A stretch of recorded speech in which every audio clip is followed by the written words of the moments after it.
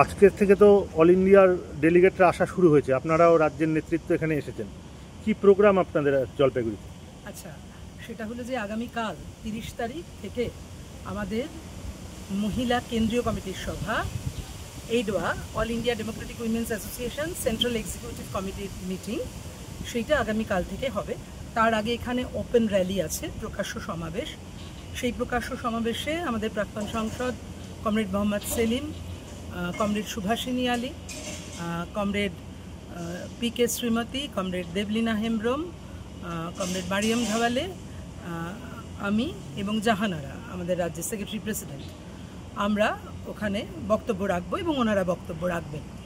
প্রকাশ্য সমাবেশের পরে হচ্ছে, তার আগে আমাদের সেন্ট্রাল সেক্রেটারিয়েট মিটিং হবে, আর প্রকাশ্য সমাবেশের পর থেকে সেন্ট্রাল কমিটির মিটিং শুরু হবে।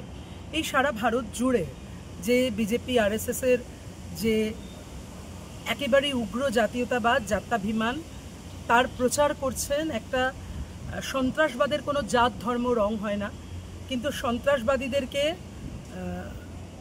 রুখতে গিয়ে সেক্ষেত্রেও জাত ধর্ম বিভাজন করছেন। অথচ গোটা দেশের সমস্ত বিরোধী শক্তি তাদেরকে বলেছিলেন যে এই সন্ত্রাসবাদকে রুখতে গিয়ে তারা তাদেরকে একেবারে ব্ল্যাঙ্ক চেক দিয়েছেন, যে বলেছেন যে আপনারা করুন, আমাদের কোনো অসুবিধে নেই, আপনারা করুন। কিন্তু আমরা দেখেছি হোয়াটসঅ্যাপ ইউনিভার্সিটি, তারা বিজেপি RSSের, তারা এটাকেও জাত ধর্ম বিভাজনের নাম করে তারা বিভাজন করতে চাইছে।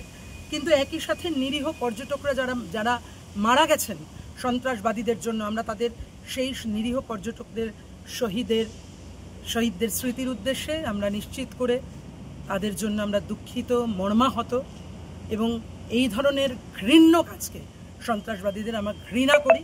একই সাথে আদিল শাহ, তিনি ওই পর্যটকদেরকে বাঁচাতে গিয়ে প্রাণ দিয়েছেন। আমরা দেখেছি উধমপুরে ঝন্টু আলী শেখ প্রাণ দিয়েছেন, পূর্ণম সাউকে দিনের পর দিন আটকে রেখেছিল। এসবের বিরুদ্ধে আমরা, সন্ত্রাসবাদের বিরুদ্ধে আমরা, সে কথা আমাদের আলোচনা হবে।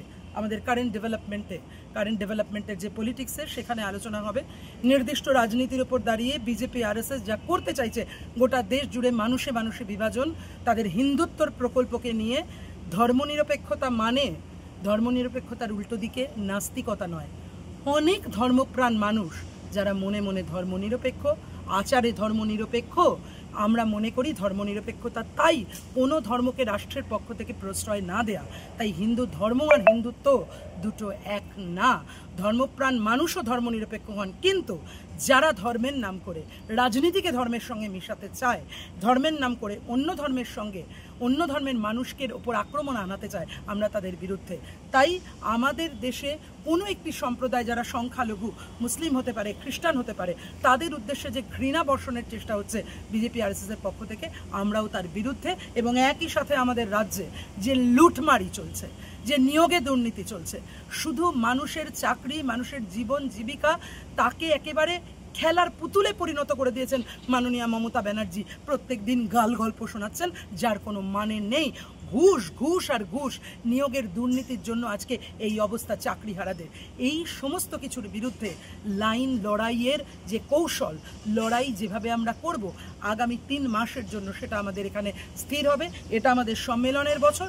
এই বছরের শেষে যেমন আমাদের রাজ্য সম্মেলন, ঠিক একইভাবে জানুয়ারির প্রথমের দিকে আশা করছি আমরা আমাদের অল ইন্ডিয়ার কনফারেন্স হবে। ফলে তার আগে গোটা সংগঠনকে একেবারে ইউনিট কমিটি থেকে শুরু করে একদম সেন্ট্রাল কমিটি পর্যন্ত একটা ঠাস বুনোটে বাঁধার জন্য, এবং তাই নিয়ে মানুষের কাছে যাওয়ার জন্য, মহিলা সমাজের কাছে আমাদের বার্তা পৌঁছানোর জন্য, মহিলাদের নিরাপত্তার জন্য। এই যে ধর্ষণ, নারী নির্যাতন, অত্যাচার বিজেপি RSSের আমলে এবং আমাদের রাজ্যের তৃণমূলের আমলে এই পরিমাণ বেড়েছে, বাল্যবিবাহ, আমাদের লড়াই চলবে। আর তারই দিক নির্দেশ ঠিক হবে আগামীকাল থেকে সেন্ট্রাল এক্সিকিউটিভ কমিটির মিটিংয়ে। আর এই জন্য আমরা সবাইকে, জলপাইগুড়ি শহরে এটা হচ্ছে, আমরা জলপাইগুড়িবাসীর কাছে কৃতজ্ঞ, জলপাইগুড়ির গণতান্ত্রিক আন্দোলনের কাছে কৃতজ্ঞ যে তারা এই রকম একটি গুরুত্বপূর্ণ সভা তাকে হোস্ট করছেন। এবং সেই কারণে আমরা সবাইকে আবেদন জানাচ্ছি, আসুন আপনারা সবাই প্রকাশ্য সমাবেশে আমরা লড়াইয়ের জন্য আমাদের বার্তা প্রস্তুত করব, লড়াইয়ের জন্য আমাদের পথ নির্ধারণ করব। গত 10 বছর ধরে রাজ্য সরকার চা শ্রমিকদের মজুরি বৃদ্ধির কথা ঘোষণা করেছে ন্যূনতম মজুরির কথা, কিন্তু এখন পর্যন্ত ন্যূনতম মজুরি হয়নি। শ্রমজীবী মহিলারা পশ্চিমবঙ্গের বুকে, গোটা দেশের বুকে আক্রান্ত। আমরা দেখেছি আমাদের যে মেডিকেল কলেজের যে ঘটনা, আরজি করের যে ঘটনা, গোটা দেশে এরকম মহিলাদের উপর আক্রমণ হচ্ছে। তো শ্রমজীবী মহিলাদের উপরে যে আক্রমণ এবং মজুরির যে আন্দোলন, সেটা নিয়ে কি আপনাদের যে কনভেনশন, আপনাদের যে বিশেষ অধিবেশন, সেখানে কি আলোচনা হবে? হ্যাঁ, হবে। শ্রমজীবী মহিলারা আমাদের সঙ্গে আছে এবং তাদের লড়াইয়ের, তাদের আন্দোলনের সঙ্গে আমরা এডোয়া আছি। কারণ সমান কাজে সমান মজুরি দেওয়া এবং চা বাগান, যে এখানে আমাদের উত্তরবঙ্গে যে আমাদের জলপাইগুড়িতে যে আমাদের মিটিংটা হচ্ছে, এখানে হচ্ছে অনেক চা বাগান আছে, চা শ্রমিক মহিলারা তাতে কাজ করেন। কিন্তু আমরা দেখলাম কদিন আগে মুখ্যমন্ত্রী এলেন এবং বন্ধ চা বাগানে উনি গেলেন না, বন্ধ চা বাগানের জমিগুলো কর্পোরেটের হাতে তুলে দিচ্ছেন। ওনার এই নিয়ম, এর বিরুদ্ধে মানুষ, চা বাগানের শ্রমিকরা এত অক্লান্ত পরিশ্রম করছে কিন্তু তারা মজুরি পাচ্ছে না এবং তাদের থাকা খাওয়া, তাদের ছেলেমেয়েদের পড়াশোনা করা, তাদের অবস্থা খুব সংকীর্ণ হয়ে যাচ্ছে দিনের পর দিন। আমরা তাদের সঙ্গে আছি, সেই ব্যাপারেও আমাদের আলোচনা হবে। চা বাগানের জমিতে কর্পোরেটের হাতে তুলে দেওয়া যাবে না, কারণ রাজ্য সরকার এই করছে, জল জঙ্গল জমি যত আছে সমস্ত কর্পোরেটের কাছে তুলে দেওয়া, ট্রাম কোম্পানির জমি তুলে দেওয়া, যে সমস্ত বড় কারখানাগুলো বন্ধ হয়ে গেছে তার জমিগুলো কর্পোরেটের কাছে তুলে দেওয়া, এই হয়ে গেছে এই সরকারে। একদিকে মোদী সরকার 2014 থেকে এসে গোটা দেশটাকে বিক্রি করছে, আর ইনি 11 থেকে এসে গোটা রাজ্যটাকে বিক্রি করছে। উভয় সরকারই হচ্ছে দুর্নীতিগ্রস্ত, উভয় সরকারই হচ্ছে নারী নির্যাতন 1 নম্বর দাঁড়িয়ে গেছে। দুই সরকার, উভয় সরকারই শ্রমজীবী মানুষের কথা কখনো চিন্তা করছে না। মানুষের বেকারত্ব দূর করার জন্য না কারখানা না কাজের অধিকার, এরা উভয় সরকার চায় না। উভয় সরকার হচ্ছে ধর্মীয় বিভাজনের মধ্যে মানুষকে, হিন্দুত্ববাদের কথা সামনে রেখে মানুষকে বিভাজন করছে, টুকরো টুকরো করছে, আর ধর্মের নেশায় মানুষকে ভূত করে রেখে দিচ্ছে। আপনারা দেখলেন কদিন আগে উত্তরপ্রদেশে যেভাবে গোমাংস গাড়িতে নিয়ে যাওয়া হচ্ছে বলে 4 জনকে যেভাবে পিটালেন। প্রথমেই শুরু হয়েছিল আখলাককে দিয়ে, উত্তরপ্রদেশে যেভাবে আখলাকে ফ্রিজে গোমাংস আছে বলে তাকে পিটিয়ে মারা হয়েছিল, অথচ তার ফ্রিজের সেই মাংস টেস্ট করা হয়েছিল ফরেন্সিক ল্যাবরেটরিতে, সেখানে কোনো গোমাংস পাওয়া যায়নি। সেই শুরু হয়েছিল এই বিজেপি সরকারের। তো এই সরকার এবং আমাদের রাজ্যের সরকার, তা নইলে 11-র পর থেকে এত দুর্নীতি, রোজ ভ্যালি বলুন, সারদা বলুন, নারদা বলুন, টেট বলুন, স্কুল কমিশন বলুন, সমস্ত কাজে দুর্নীতি।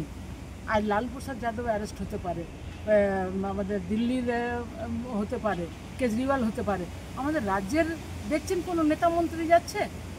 আজও পর্যন্ত সেন্ট্রাল গভর্নমেন্ট সিবিআই একই কথা বলছেন, কিন্তু আইনগত দুজনাই ওরা ভেবেই নিয়েছে যতদিন তৃণমূল থাকবে ততদিন বিজেপির আরও প্রভাব বিস্তার করবে।